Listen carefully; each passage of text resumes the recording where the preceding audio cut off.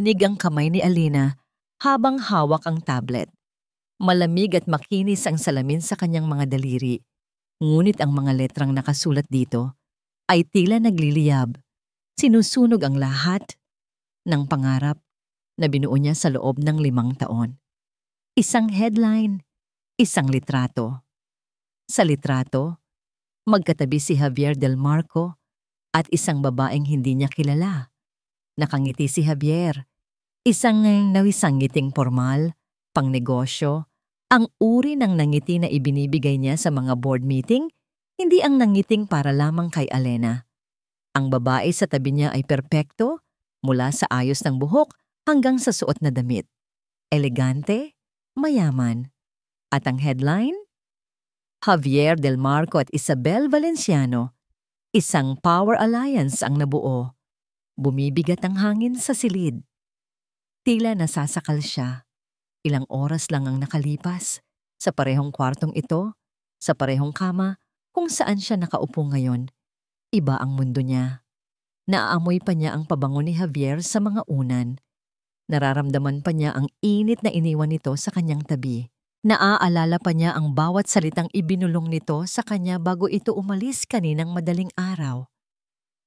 Konting panahon na lang, Alina, sabi nito, habang hinahawi ang buhok na tumatakip sa kanyang mukha. Magtiwala ka lang sa akin. Malapit na. 5 taon. 5 taon siyang naniwala sa mga salitang yon. 5 taon siyang naging lihim na kasintahan, ang anino sa likod ng makapangyarihang si Javier Del Marco, ang chairman ng Del Marco Legacy Holdings, ang kanyang Sir Javier sa umaga at ang kanyang Javier sa gabi. Hindi kaya. Hindi. Imposible. Isang chismis lang siguro ito. Isang paraan para mapag-usapan ang kumpanya. Pinilit niyang pakalmahin ang sarili. Nagmamadali itong umalis kanina. May emergency meeting daw ang pamilya. Iyon ang dahilan kung bakit naiwan nito ang tablet. Siguro ay tungkol dito ang meeting. Isang kasinungalingan. Isang malaking press release na kailangan niyang ayusin pagdating sa opisina. Tama. Iyon lang siguro. Ngunit habang tinititigan niya ang mga salitang engaged to be married, naramdaman niya ang unti-unting paninikip ng kanyang dibdib, ang pamilyar na kirot ng luhang nagbabadyang tumulo. Biglang tumunog ang kanyang cellphone. Nanginig ang buong katawan niya nang makita ang pangalan sa screen. Javier. Huminga siya ng malalim. Pinipilit na maging normal ang kanyang boses. Hello? Alena. Ang boses nito, malamig, formal. Iyon ang boses ni Sir Del Marco, hindi ng kanyang Javier. Nawala lahat ng lambing na narinig niya kaninang madaling araw. Nakita mo na ba? Tanong nito. Walang paligoy-ligoy. Ang alin, sir? Sagot niya. Biglang naging formal na rin ang pananalita. Isang buntong hininga ang narinig niya mula sa kabilang linya. Ang balita. Alena, huwag mong paniwalaan lahat ng nababasa mo. Kailangan nating mag-usap. Isang maliit na butil ng pag-asa ang sumibol sa kanyang puso. Javier, ano ba talaga ang nangyayari? Nag-aalala ako. Katahimikan. Ilang segundong katahimikan na tila isang kawalang hanggan. At pagkatapos, nagsalita itong muli at ang bawat salita ay tila isang pako na ibinabaon sa kanyang puso. Dahan-dahan at may kasamang puwersa. Magkita tayo sa opisina. At Alena, huminto ito. Tandaan mo, pagdating mo roon, ako ang chairman at ikaw ang sekretarya ko. Maliwanag ba? Hindi na niya kailangang sumagot. Dahan-dahang bumagsak ang cellphone mula sa kanyang kamay. Nawala ang lahat ng tunog sa paligid. Ang tanging naririnig na lang niya ay ang tunog ng unti-unting pagbasag ng kanyang puso. Parang banyaga ang bawat hakbang ni Alena sa pamilyar na sahig ng Del Marco Legacy Holdings. Ang lamig ng aircon na dati nagbibigay sa kanya ng ginhawa ay tila tumatagos na ngayon sa kanyang mga buto. Ang amoy ng kapeng nagtitimpla sa pantry na dati hudyat ng isang bagong araw na puno ng pag-asa, ay parang lasong lumalason sa hangin na kanyang nilalanghap. 5 taon siyang naglakad sa hallway na ito. Kilala niya ang bawat sulok, ang bawat mukha.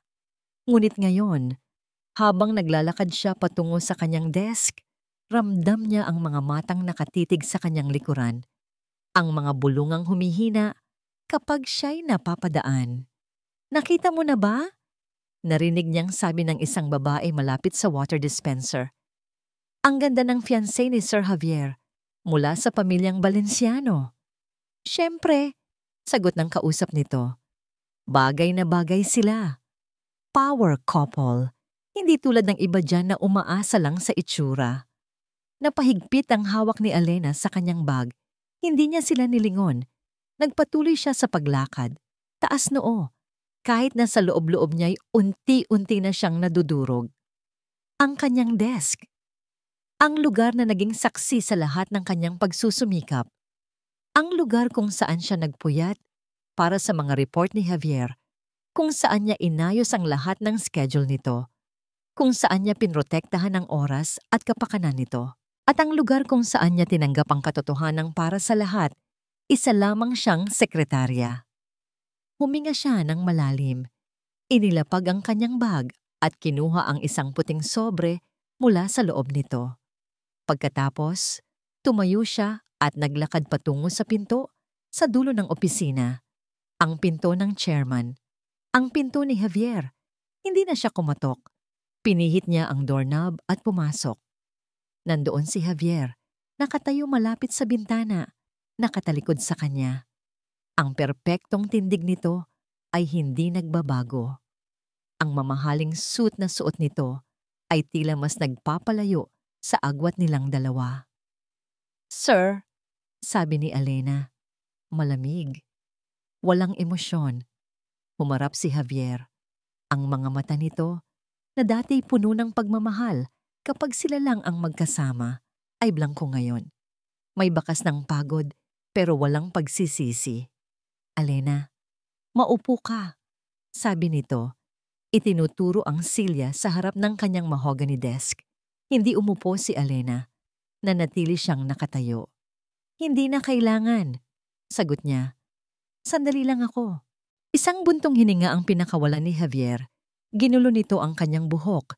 Isang senyales na alam ni Alena na ibig sabihin ay naiinis ito o naiipit. Tungkol sa balita. Panimula nito, "Hindi ko yon ginusto. Ito ay isang obligasyon, isang responsibilidad sa pamilya, sa kumpanya. May utang na loob ang pamilya namin sa mga Valenciano. Ito ang paraan para mabayaran yon." Hindi kumurap si Alena. Pinakinggan niya ang bawat salitang lumalabas sa bibig nito.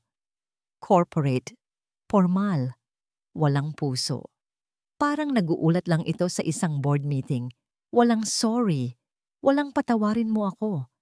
Ang tanging naririnig niya ay kumpanya, pamilya, responsibilidad. At sa isip niya, biglang bumalik ang isang alaala.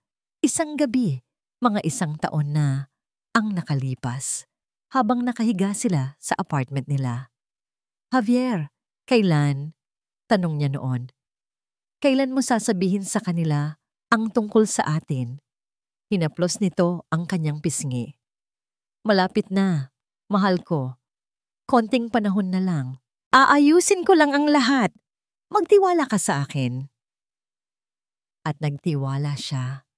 Isang hangal na nagtiwala. Ngayon, ang mga salitang iyon ay parang hanging walang kabuluhan. Dahan-dahan, lumapit si Alena sa malaking mesa. Inilapag niya ang puting sobre sa makintab na kahoy. Napatingin si Javier sa sobre, pagkatapos ay sa mukha ni Alena. May bahid ng gulat sa kanyang mga mata sa unang pagkakataon. "Ano ito?" tanong niya. "Binabati kita, Sir Delmarco," sabi ni Alena. Kalmado ang boses, ngunit may bigat na hindi matatawaran. "Nagre-resign na ako." Natigilan si Javier. "Alena, huwag nating daanin sa init ng ulo. Pwede nating itong pag-usapan.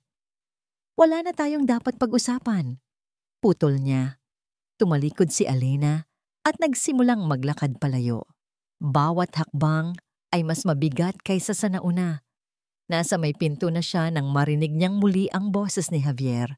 May bahid ng desperasyon. Alena, sandali. Huminto siya, ngunit hindi siya lumingon. Dahan-dahan, nagsalita siya. At ang kanyang mga salita ay matalas at puno ng pangako. Sa loob ng 5 taon, ako ang naging pinakamahusay mong empleyado. Huminga siya ng malalim. Pero simula ngayon, ituring mo akong pinakamahal mong leksyon. At tuluyan na siyang lumabas ng silid, isinara ang pinto sa likuran niya at hindi na muling lumingon pa. Ang tunog ng pagsara ng pinto ay umalingaw-ngaw sa malawak na opisina ni Javier. Isang tunog na simple, pero tila iyon ang pinakamabigat na narinig niya sa buong buhay niya. Parang isang hatol, isang pagtatapos. Nakatayo pa rin siya malapit sa bintana, nakatingin sa puting sobre na iniwan ni Alena sa kanyang mesa. Isang pirasong papel na naglalaman ng pagtatapos ng 5 taon. This is for the best. Sabi niya sa sarili, this is necessary. Paulit-ulit niyang sinasabi iyon sa kanyang isip na parang isang dasal na kung maraming beses uulitin ay magkakatotoo. Para ito sa kumpanya. Para ito sa pamanang Del Marco. Ngunit bakit parang may kulang? Bakit ang opisina, na dati simbolo ng kanyang kapangyarihan, ay tila isang malaking hawlang walang laman? Umupo siya sa kanyang silya.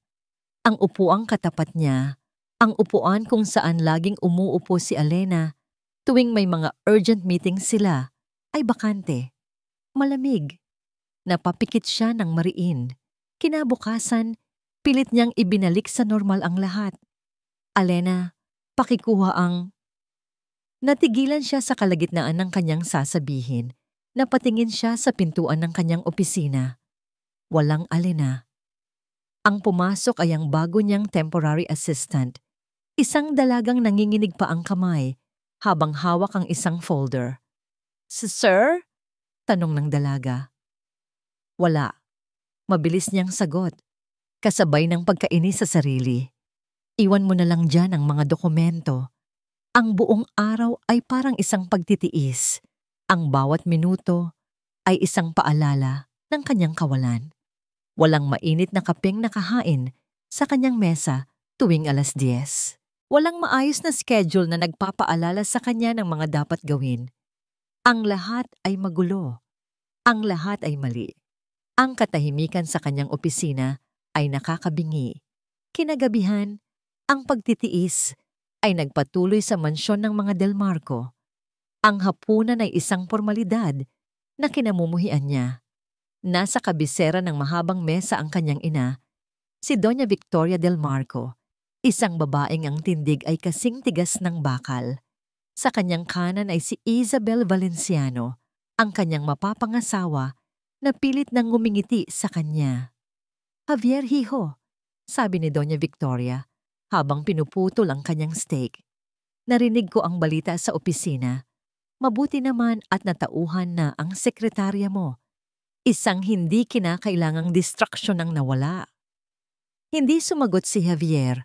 Humigpit ang pagkakahawak niya sa kanyang kubyertos. Huwag kang mag-alala, mahal. Malambing na sabi ni Isabel, sabay patong ng kamay nito sa kanyang braso. I can help you find a new one. Someone more professional. Dahan-dahan niyang inalis ang kamay ni Isabel. Kaya kong maghanap ng sarili kong sekretarya. Malamig niyang sagot. Natahimik ang buong hapagkainan. Ngumiti lang si Doña Victoria, isang nangiting tila nagsasabing nanalo na naman siya. Hindi tinapos ni Javier ang kanyang pagkain.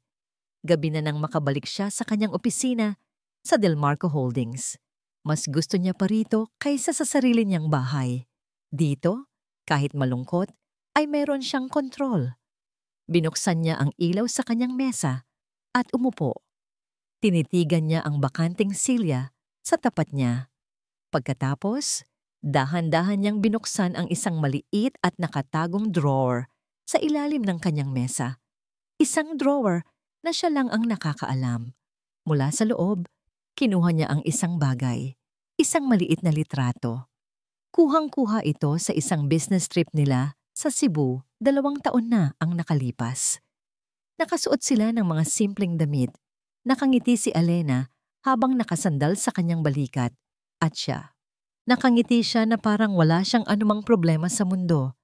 Isang ngiting hindi kailanman nakita ng kanyang pamilya o ng mundo ng negosyo. Iyon ang tunay na siya. At ang lalaking iyon ay nawala, kasabay ng pag-alis ni Alena. Biglang tumunog ang intercom sa kanyang mesa. Naiinis na pinindot niya ito. Yes? Sir Javier, sorry po sa abala, sabi ng boses ng kanyang bagong assistant, tila natatakot. Tumawag po ang project head ng Santorini Oasis. May problema po yata tayo. Napabuntong hininga si Javier, mabilis na itinago ang litrato. Anong problema? May bago po kasing kalaban, sir. Isang bagong kumpanya. At mukhang seryoso po sila. Nag-submit sila ng isang proposal na napakaganda raw po. Napataas ang kilay ni Javier. Wala siyang kinatatakutang kalaban. Anong pangalan ng kumpanya? Tanong niya habang binubuksan ang kanyang laptop. Nag-alinlangan sandali ang assistant sa kabilang linya. Sir, ang pangalan po ay Haraya Innovations. Malamig ang conference room ng Santorini Corporation, ngunit hindi ito alintana ni Javier. Nasa teritoryo niya siya. Ang mundo ng mga negosasyon, ng mga presentasyon, ng mga high-stakes deal, dito siya hari. Kampante siyang nakaupo sa tabi ng kanyang team habang pinapanood ang ibang kumpanyang magpresenta ng kanilang mga proposal para sa Santorini Oasis, ang pinakamalaking real estate development project ng taon. Wala tayong dapat ipag-alala, sir, bulong ni David, ang kanyang vice president. Ang proposal natin ang pinakamaganda. At sino ba yung bagong player na yan? Haraya Innovations? Ngayon ko lang narinig ang pangalang iyan. Isang maliit na ngiti ang sumilay sa labi ni Javier. Ganoon din ang tingin niya. Isa lamang itong maliit na hadlang na kailangan nilang lampasan. Ilang oras ang lumipas. Sila na ang huling nagpresenta at gaya ng inaasahan, napahanga nila ang buong board ng Santorini. Ramdam na ramdam ni Javier ang tagumpay. At para sa huling presentasyon, sabi ng MC, isang bagong kumpanya na lumilikha ng ingay sa industriya. Sila ay maaaring bago, ngunit ang kanilang pananaw ay matapang at makabago. Umupo ng mas maayos si Javier, may kaunting interes. Tingnan natin kung ano ang kaya nilang gawin.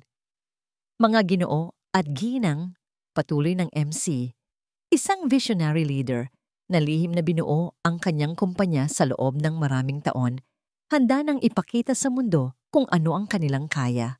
Please welcome the CEO and President of Haraya Innovations. Huminto ang MC para sa mas matinding epekto. Miss Alina Reyes. Parang huminto ang pag-ikot ng mundo ni Javier. Ang pangalan, tumama yon sa kanya na parang isang malakas na sampal. Hindi. Imposible. Kasabay noon, bumukas ang pinto sa gilid ng entablado. Lumabas ang isang babae. Ang paglakad niya ay puno ng kumpiyansa. Ang tunog ng kanyang mga takong sa sahig ay tila isang martilyong pumupukpok sa bawat tibok ng puso ni Javier. Nakasuot siya ng isang navy blue power suit na perpektong bumagay sa kanyang katawan. Ang kanyang buhok, na dati laging nakapusod lang sa opisina, ay nakalugay ngayon at malayang gumagalaw sa bawat hakbang niya. Pero ang kanyang mukha, ang kanyang mga mata, hindi na yon ang mga matang puno ng pag-asang nakatingin sa kanya tuwing umaga. Hindi na iyon ang mga matang lumuluha sa dilim. Ang mga mata niya ngayon ay puno ng apoy at determinasyon. Siya nga, si Alena. Ngunit ibang Alena. Natulala si Javier sa kanyang kinauupuan. Ang mga bulungan sa paligid niya ay tila naging isang malayong ugong na lamang. Si David, sa tabi niya ay napanganga, hindi makapaniwala. Pumunta si Alena sa gitna ng entablado. Kinuha ang mikropono at ngumiti sa mga manonood. Magandang umaga sa inyong lahat, panimula niya. Ang boses niya, kalmado at malinaw, ay umalingaw-ngaw sa buong silid. Sinimulan niya ang kanyang presentasyon at sa bawat salitang binitawan niya, sa bawat slide na ipinakita niya, lalong lumalalim ang pagkabigla ni Javier. Hindi ito isang simpleng presentasyon, ito ay perpekto. Ang bawat detalye ay pinag-aralan. Ang kanyang pagsusuri sa merkado ay mas malalim pa kaysa sa ginawa ng team ni Javier. Ang kanyang mga ideya ay mas makabago, mas matapang. Itinuro pa niya ang isang maliit na kahinaan sa proposal ng Delmarco Holdings, isang bagay na tanging isang taong lubos na nakakakilala sa proseso ng kumpanya ang makakapansin. Habang nagsasalita siya, hindi niya tinitingnan si Javier, kahit isang sulyap ay wala.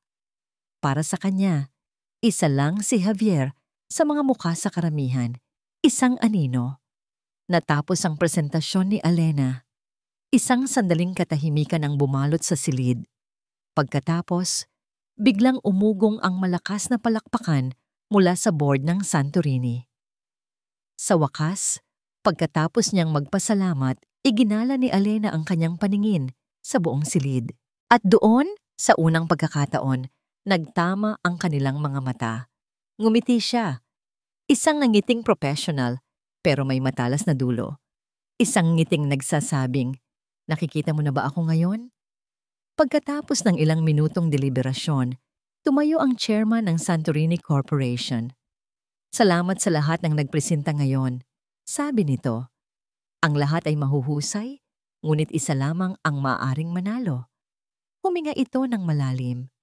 Pagkatapos ng masusing pagsusuri, ang proyektong Santorini Oasis ay iginagawad sa Haraya Innovations. Sa sandaling iyon, naramdaman ni Javier ang pagguho ng mundong kanyang kinatatayuan. Tagumpay. Ang salitang iyon ay umuulit sa isip ni Alena habang hawak niya ang isang baso ng champagne. Ang tunog ng tawanan at masayang kwentuhan ng kanyang maliit na team ay pumupuno sa pribadong silid ng restaurant na kanilang pinili. "Para kay Mama Lena, ang pinakamagaling na CEO!" Sigaw ni Marco, ang kanyang kanang kamay. Sabay taas ng kanyang baso. "Cheers!" Sabay-sabay nilang sagot. Ngumiti si Alena, isang tunay na ngiti. Sa wakas, pagkatapos ng ilang linggong walang tulog at walang tigil na trabaho, narito na ang bunga ng kanilang pinaghirapan. Nanalo sila. Tinalo nila ang Delmarco Legacy Holdings. Tinalo niya si Javier. May isang bahagi sa kanya na nagdiriwang, isang pakiramdam ng pagpapatunay na hindi niya kailanman naramdaman noon. Ipinakita niya sa kanilang lahat, sa mga dating katrabahong mababa ang tingin sa kanya, sa pamilya ni Javier, at higit sa lahat, sa sarili niya, na hindi lang siya isang sekretarya. Pero may isa ring bahagi sa kanya na nakakaramdam ng kirot. Isang pamilyar na kirot na pilit niyang ibinabaon. Ang itsura ni Javier kanina sa conference room. Ang gulat, ang hindi makapaniwalang ekspresyon sa kanyang mga mata. Umukit iyon sa isip ni Alena. Hindi niya iyon makalimutan. "Ma'am, okay lang po kayo?" tanong ni Marco. Napansin siguro ang kanyang pananahimik. Tumango si Alena at pilit nang ngumiti. "Oo naman. Masaya lang talaga ako para sa ating lahat." Ngunit bago pa man niya maibalik ang kanyang atensyon sa selebrasyon, isang anino ang tumabon sa kanilang mesa. Isang pamilyar na anino. Natahimik ang buong team niya. Ang masayang tawanan ay biglang napalitan ng biglaang tensyon. Dahan-dahang itinaas ni Alena ang kanyang tingin. Nakatayo doon si Javier Delmarco, mag-isa. "Congratulations, CEO Reyes," sabi nito. Formal ang kanyang boses, ngunit ang kanyang mga mata ay nagsasabi ng ibang kwento. Puno yon ng mga tanong na hindi niya masabi. "Thank you, Chairman Delmarco," sagot ni Alena. Ginamit ang kanilang mga titulo na parang isang pader sa pagitan nilang dalawa. Isang karangalan na makalaban ang iyong kumpanya, isang tipid ng ngiti ang sumilay sa labi ni Javier. Maari ba kitang makausap? Saglit lang.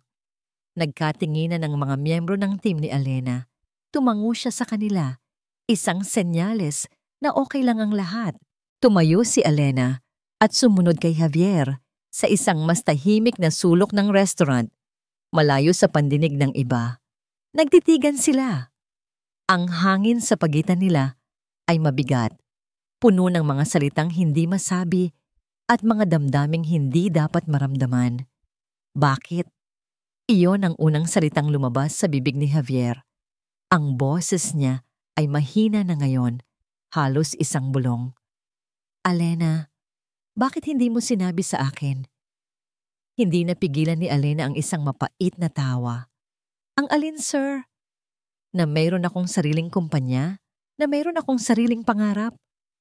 Alam mong hindi iyan ang ibig kong sabihin. Hindi ba? Matapang niyang sagot. Tinitingnan ito ng diretso sa mata.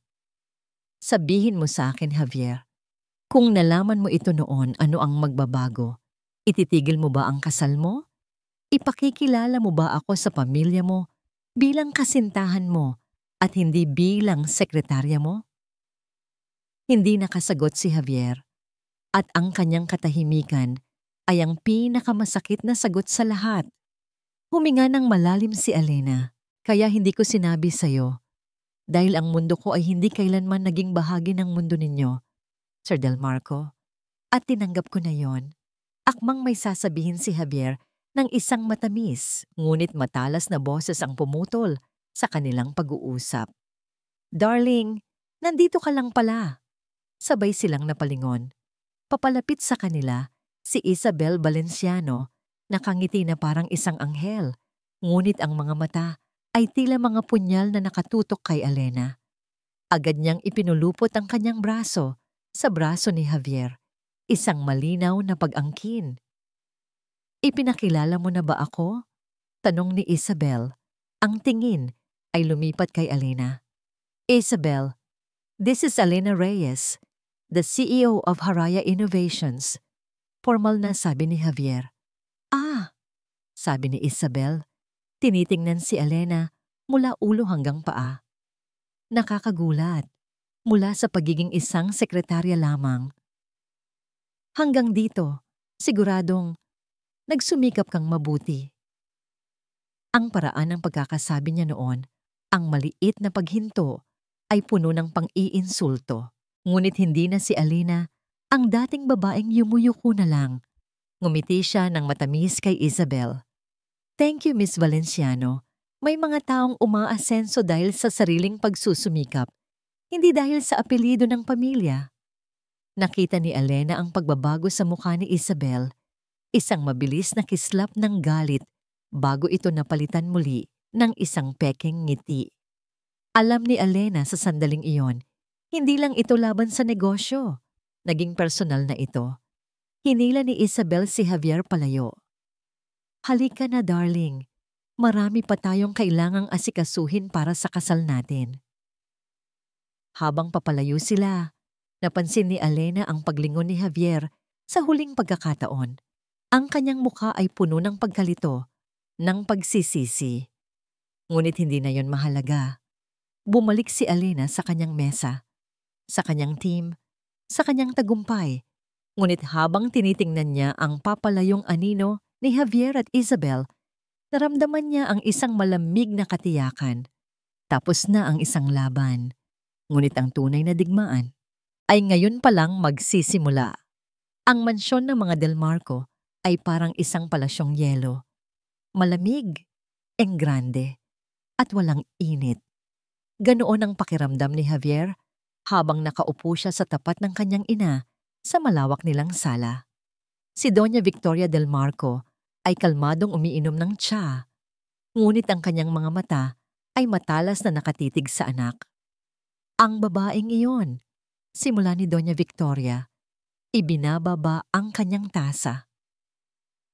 Ang tunog ng porselana sa platito ay tanging ingay na bumabasag sa katahimikan. Si Elena Reyes, isa siyang problema, Javier.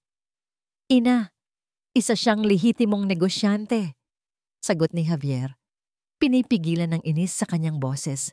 Tinalo niya kami ng patas. Isang maliit na tawa ang kumawala sa kanyang ina.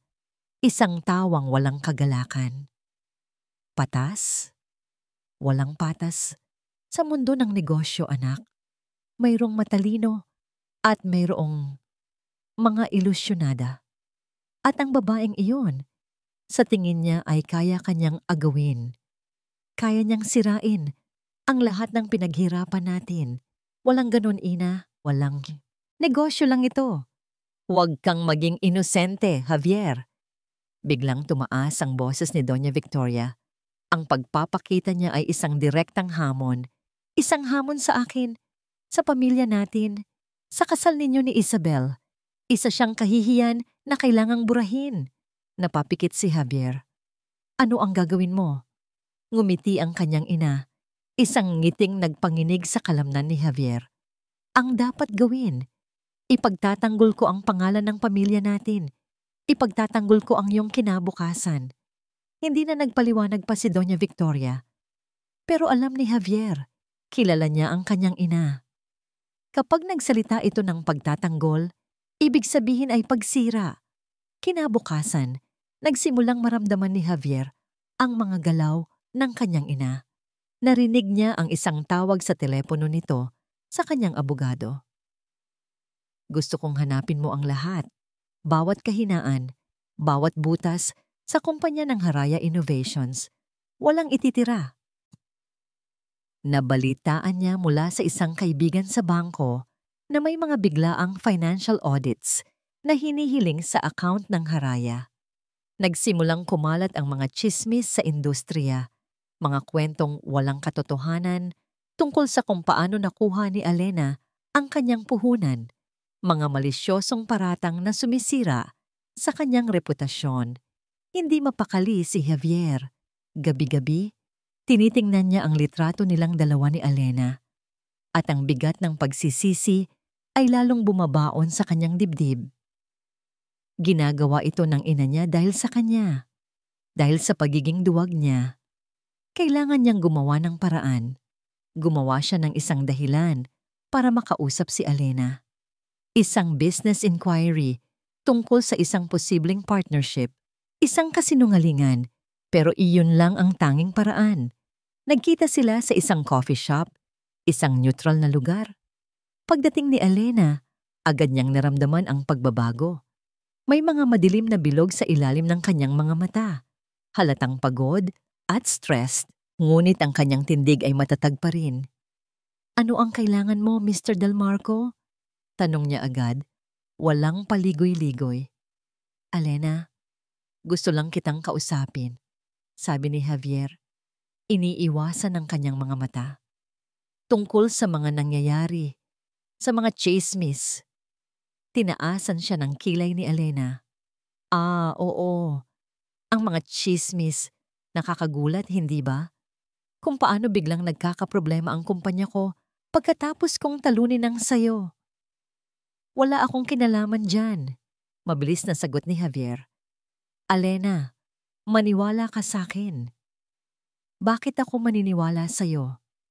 Ang tanong na yon ay parang isang sampal. Mag-ingat ka, sabi ni Javier, hindi na makatingin sa kanya. May mga makapangyarihang tao kang kinalaban. Kailangan mong mag-ingat kung sino ang pinagkakatiwalaan mo. Isang mapait na ngiti ang lumitaw sa mga labi ni Elena. Salamat sa payo. Pero sa tingin ko, natututunan ko na ang leksyon ko tungkol sa pagtitiwala. Tumayo siya. Kung wala ka ng ibang sasabihin tungkol sa negosyo, aalis na ako. Marami pa akong kailangang ayusin. Elena, sandali. Huwag, Javier! Putol niya. At sa unang pagkakataon, narinig niya ang pagod at sakit sa kanyang boses. Huwag mo na akong tulungan. Dahil sa tuwing sinusubukan mong tumulong, lalo lang akong nasasaktan. Tumalikod si Elena at naglakad palayo. Iniwan si Javier na mag-isa sa gitna ng coffee shop. Napapaligiran ng mga taong hindi nakakaalam sa digmaang nangyayari sa loob niya. Kinagabihan, habang nasa opisina si Elena at sinusubukang ayusin ang gusot na dulot ng mga atake, isang brown envelope ang dumating sa kanyang reception. Walang pangalan ng nagpadala. Nanginginig ang mga kamay niya habang binubuksan ito.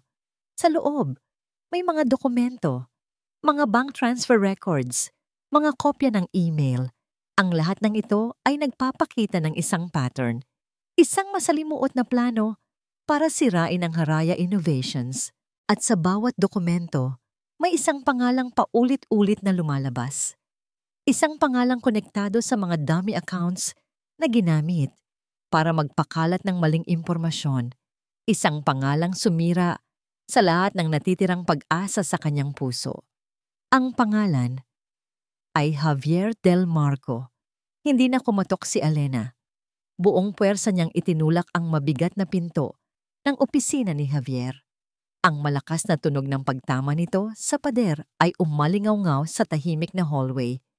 Napatalon sa gulat si Javier mula sa kanyang pagkakaupo. Ang ekspresyon ng pagod sa kanyang muka ay napalitan ng pagkabigla nang makita niya si Elena.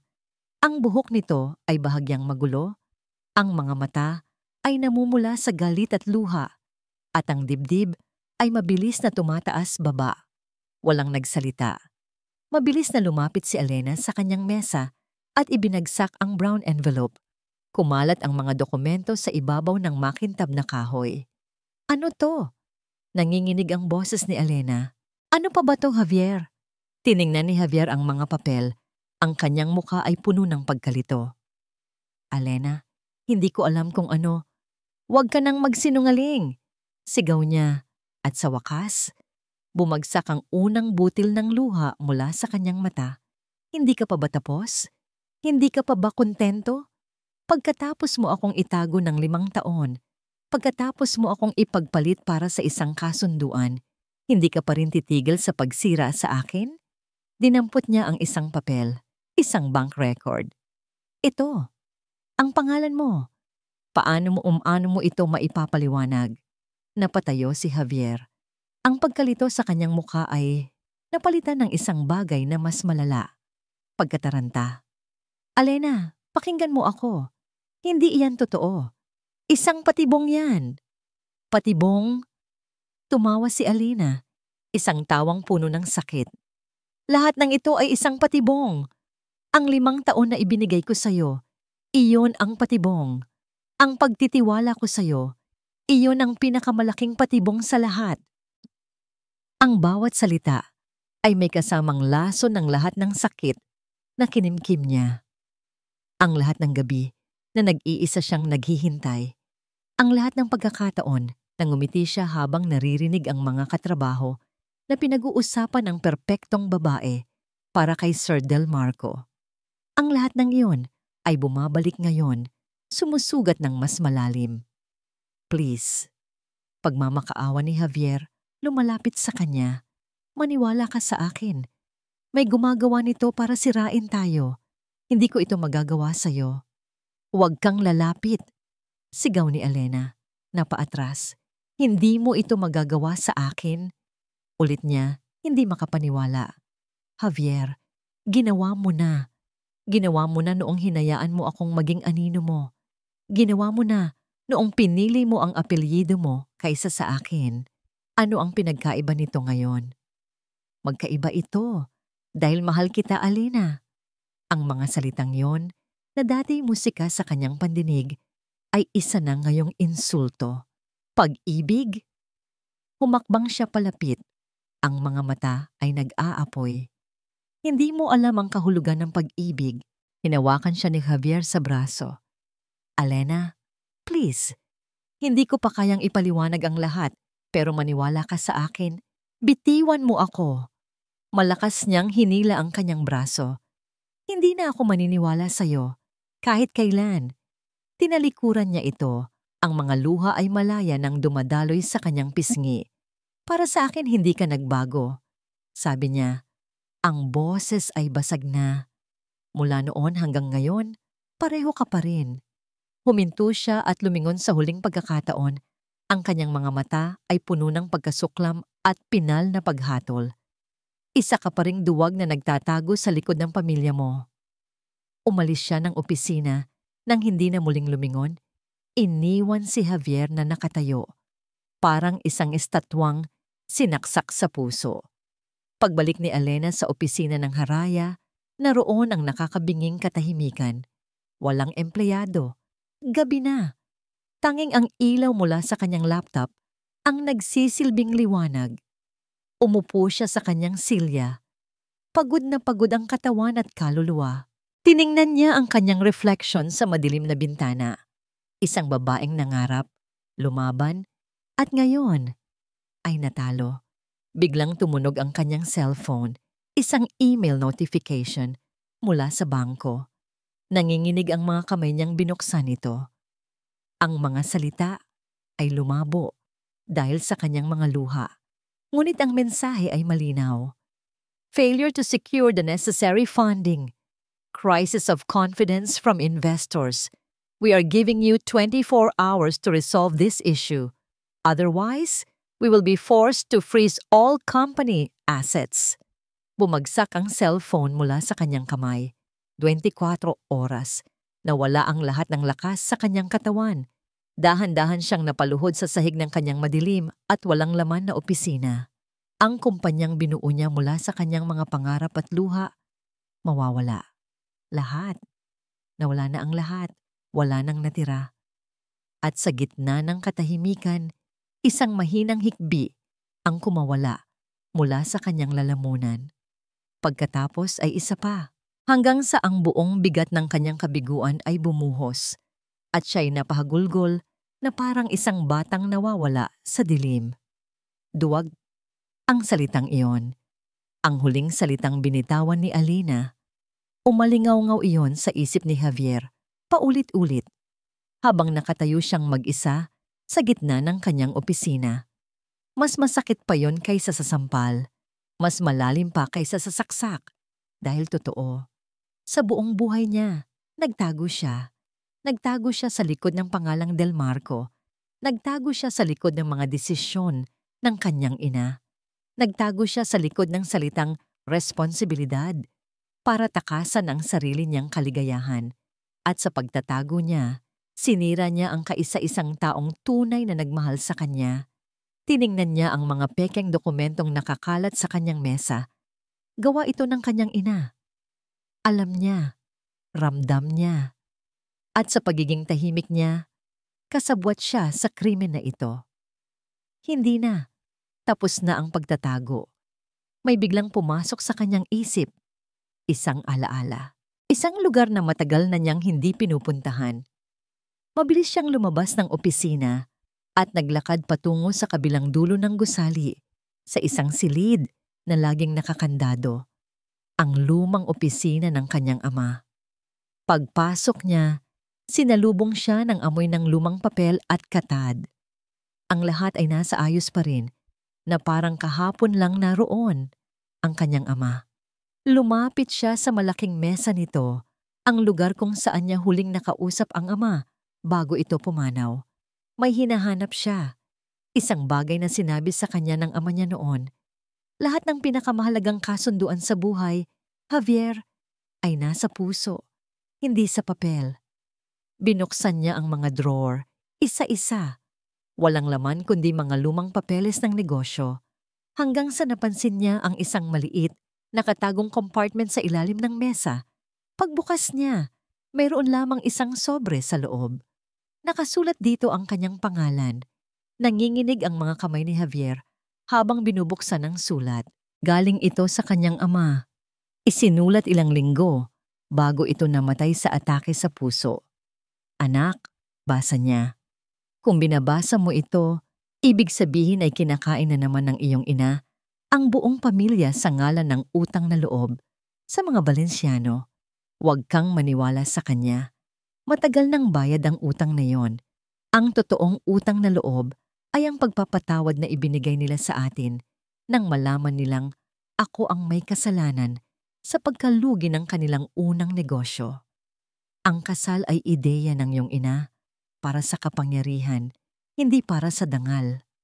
Huwag mong hayaang ikulong ka ng nakaraan. Ang totoong pamana ay ang kalayaang maging masaya. Bumagsak ang mga balikat ni Javier.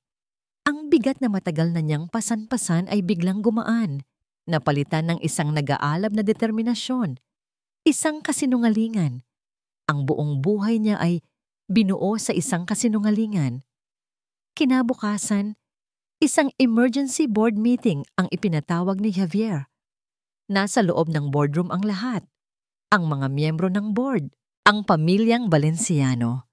At sa gitna ng lahat, si Doña Victoria del Marco, nakaupo na parang isang reyna sa kanyang trono. Javier, ano ang ibig sabihin nito? Tanong ng kanyang ina. Halata ang inis sa boses. Kalmadong tumayo si Javier sa harap ng lahat. Inilabas niya ang mga peking dokumento na ginamit laban kay Elena. Sa mga nakaraang linggo, ang Haraya Innovations ay naging biktima ng isang maruming paninira. Simula niya. At ang taong nasa likod nito ay ang sarili kong ina. Nanlaki ang mga mata ng lahat. Naputla si Doña Victoria. Kasinungalingan. Paano mo? Huwag na tayong maglokohan, ina. Putol ni Javier. Pagkatapos, humarap siya sa mga Valenciano. At ang kasal na ito ay isang malaking pandaraya. Ipinakita niya ang sulat ng kanyang ama. Ang utang na loob na laging sinasabi ng aking ina ay matagal nang wala. Ginamit niya lamang ito para manipulahin tayong lahat, para sa isang alyansang hindi kailanman kailangan. Ang katahimikan sa silid ay nakakabingi. Si Doña Victoria ay hindi makapagsalita. Ang mukha ay puno ng pagkagapi. Sa gitna ng tensyon, si Isabel ang unang bumasag sa katahimikan. Dahan-dahan siyang tumayo. Inalis ang engagement ring sa kanyang daliri at marahang inilapag sa mesa. Ang isang kasal na walang katotohanan, sabi niya. Ang boses ay mahina ngunit matatag. Ay walang halaga. Tumingin siya kay Javier, hindi na may galit, kundi may isang uri ng pag-unawa. Tapos na ito. Sa wakas, huminga ng malalim si Javier. Pakiramdam niya ay malaya siya. Tumingin siya sa kanyang ina, pagkatapos ay sa buong board. Ang totoong pamana ay hindi pera, kundi dangal, deklara niya. At sisimulan kong bawiin ang sa akin ngayon. Kung nangangahulugan iyon na kailangan kong isuko ang lahat ng ito, gagawin ko. Hindi na niya hinintay ang sagot nila.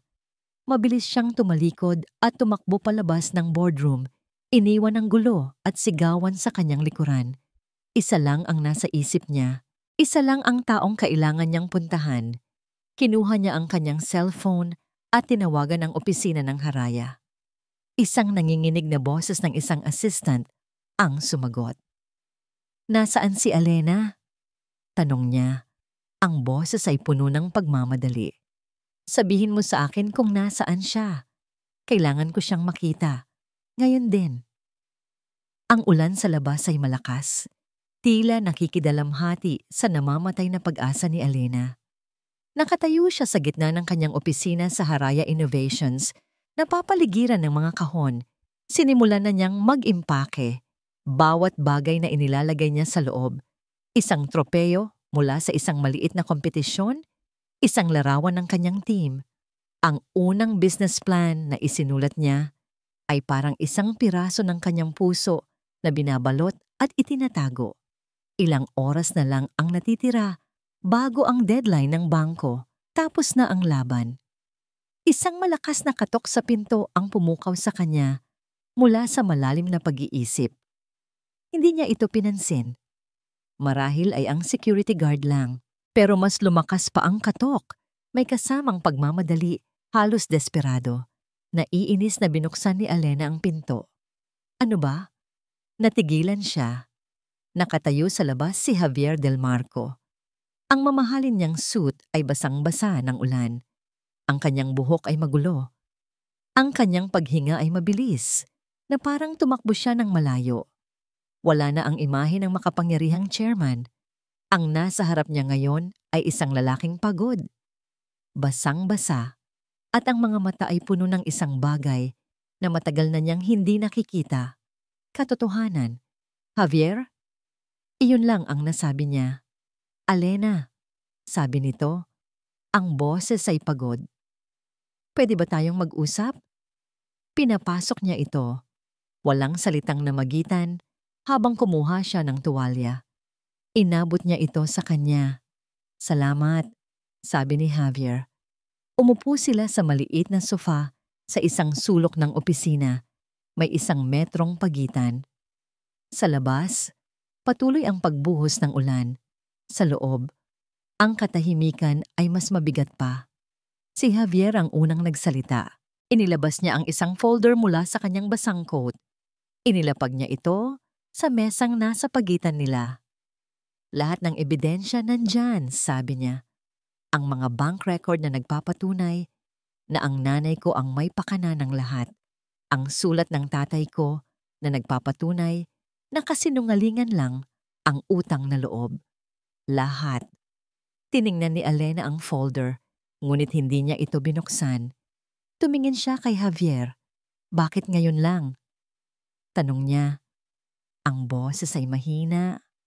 Walang galit. Tanging pagod na lamang. Napayo ko si Javier dahil duwag ako. Amin niya. At ang pag-amin na yon ay tila nagpalaya sa isang bagay sa loob niya. Naging duwag ako sa loob ng maraming taon, Alena. Natakot akong kalabanin ang pamilya ko. Ang nakaraan, ang inaasahan ng lahat sa akin. Sa sobrang takot ko, hindi ko nakita na sinisira ko na pala ang kaisa-isang bagay na mahalaga sa akin. Tumingin ito sa kanya, ang mga mata ay puno ng pagsisisi. Patawarin mo ako. Hindi para sa kumpanya mo, hindi para sa gulo. Patawarin mo ako para sa 5 taon. Para sa bawat luhang hindi ko nakita. Para sa bawat pangarap mong hindi ko tinanong. Patawarin mo ako dahil hindi ako ang lalaking nararapat para sa'yo.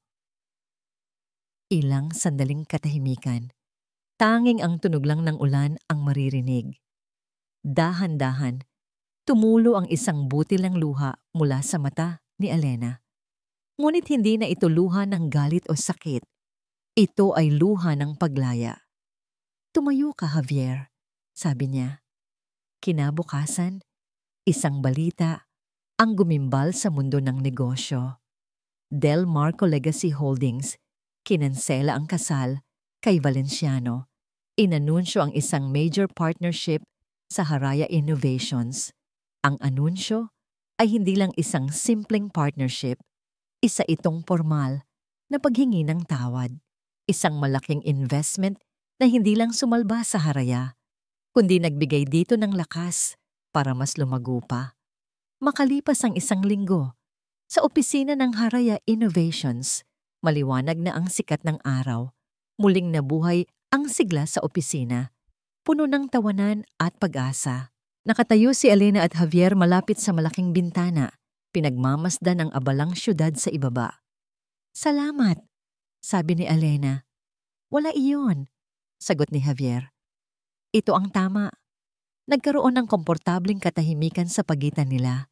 Hindi na ito ang dating mabigat na tensyon. Isa na itong katahimikang puno ng pag-unawa.